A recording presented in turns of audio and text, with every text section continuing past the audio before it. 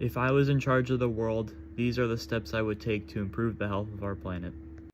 Biking is not only a great way to get exercise, it is also a clean and environmental, healthy way to get to and from places around town.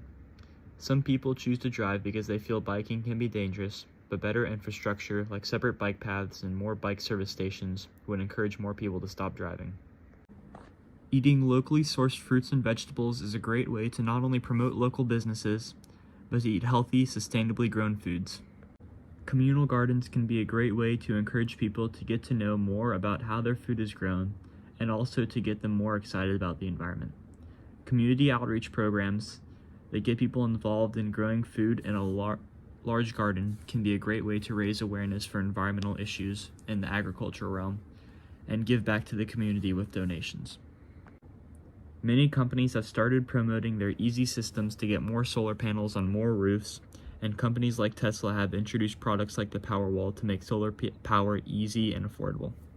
Another environmentally friendly device that can be attached to homes is a rain collection tub, which could provide water that could be made safe for human consumption. These are just some of the small steps that we could take to make our planet healthier.